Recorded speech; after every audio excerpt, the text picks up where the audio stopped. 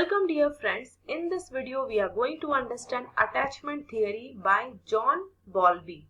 वे British psychologist थे जिन्होंने बच्चे और उनके केयर गिवर्स के बीच के बॉन्ड को स्टडी किया। अटैचमेंट क्या है? ये बच्चे और केयर गिवर के बीच का एक डीप इमोशनल कनेक्शन है। आइए इसके स्टेजेस को जानते हैं। सबसे पहली स्टेज है प्री अटैचमेंट स्टेज। ये जन्म से 6 सप्ताह तक मानी जाती है। इसमें कोई भी पहचान नहीं बनती, कोई भी प्रेफरेंस नहीं दिखती है। नेक्स्ट है अटैचमेंट इन द मेकिंग। ये 6 सप्ताह से 6 महीने तक मानी जाती है। इसमें वो फेमिलियर फेसेस को पहचानने लगते हैं। थर्ड स्टेज है क्लियर कट अटैचमेंट।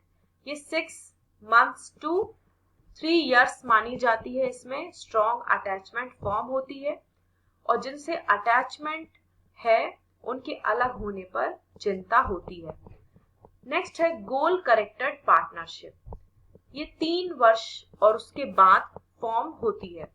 इसमें वो केयर गिवर्स के इमोशंस को भी समझने लगते हैं।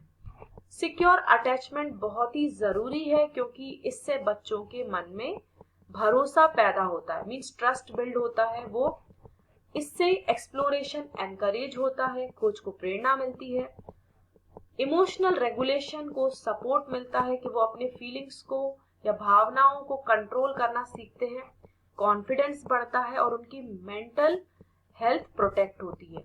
आइए जानते हैं कि अटैचमेंट के टाइप्स क्या हैं। सबसे पहला अटैचमेंट है सिक्योर अटैचमेंट। ये अच्छा माना जाता है। इसमें बच्चे केयर गिवर्स की प्रेजेंस में सेफ और प्रोटेक्टेड फील करते हैं। नेक्स्ट है इनसिक्योर अवॉइडेंट अटैचमेंट। इसमें वो केयर गिवर्स को अवॉइड करते हैं। नेक्स्ट है इनसिक्योर रेजिस्टेंट अटैचमेंट। इसमें वो जुड़े तो रहते हैं लेकिन वे डिसट्रस्टफुल होते हैं, मींस जब तक वो केयर गिवर्स के पास होते हैं तो वो कुछ नहीं बोलते, जुड़े रहते हैं, लेकिन जब वो दूर जाते हैं तो वो अपना गुस्सा शो करने लगते हैं। नेक्स्ट है डिसऑर्गेनाइज्ड। इसमें बच्चों की कोई क्लियर स्ट्रेटजी नहीं होती।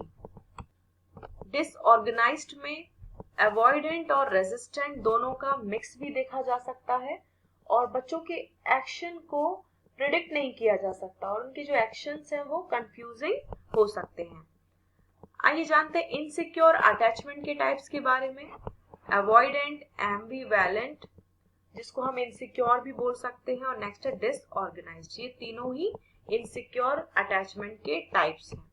इनके कई कारण हो सकते हैं, जैसे केयर गिवर्स के द्वारा बच्चों को नेग्लेक्ट करना, इनकंसिस्टेंट केयर गिविंग प्रोवाइड करना, या प्रॉपर केयर गिविंग ना प्रोवाइड करना, या फिर किसी ट्रॉमा के कारण भी ये इनसिक्योर अटैचमेंट्स हो सकते हैं। हेल्दी अटैचमेंट इसलिए जरूरी है क्योंकि ये बच्चों की पर्सनालिटी डेवलपमेंट के लिए जरूरी है। आइए जानते हैं कि किस तरह से हम हेल्दी अटैचमेंट को सपोर्ट कर सकते हैं। हमें कंसिस्टेंट केयर प्रोवाइड करनी चाहिए, इमोशनल नीड्स को रिस्पॉन्ड करना चाहिए, कंफर्ट प्रोवाइड करना चाहिए और बच्चों की इंडिपेंडेंस को एनकरेज करना चाहिए, मीन्स उनको आत्मनिर्भरता के मौके देना चाहिए और हमें हेल्दी एक्सप्रेशन दिखाना चाहिए, उनको सिखाना चाहिए मॉडल हेल्दी एक्सप्रेशन। इसके कई एजुकेशनल इम्प्लीकेशंस हैं। क्लास में टीचर्स को भी एक सिक्योर और इमोशनली सपोर्टिव एनवायरनमेंट क्रिएट करना चाहिए, इमोशनल एक्सप्रेशन को एनकरेज करना चाहिए और इमोशनल डिस्ट्रेस के साइंस को रिकॉग्नाइज करना चाहिए। बच्चों में किसी तरह की परेशानी है, फीलिंग्स नेगेटिव हो रही है, तो ऐसे साइंस को या संकेतों को पहचानना चाहिए और उनकी हेल्प करना चाहिए। लेकिन टीचर्स के सामने कुछ चैलेंजेस भी हैं, जैसे कि बच्चे इमोशंस को छुपाते हैं और या फिर वो एग्रेसिवली एक्ट आउट करते हैं।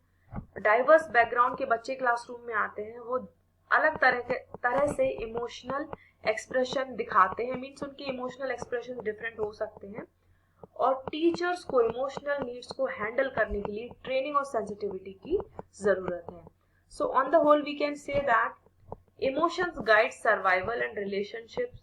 जो इमोशंस हैं वो हमारे सर्वाइवल को और हमारे रिलेशनशिप्स को गाइड करते हैं और इमोशनल डेवलपमेंट एज के साथ साथ होता है और जो अटैचमेंट है वो हमारी इमोशनल हेल्थ को शेप करती है। जो हमारा लगाव है वो भावनात्मक स्वास्थ्य को प्रभावित करता है और बॉल्बी ने ये एक्सप्लेन किया कि बॉन्ड क्यों जरूरी है ताकि हमारा इमोशनल डेवलपमेंट प्रॉपर हो सके।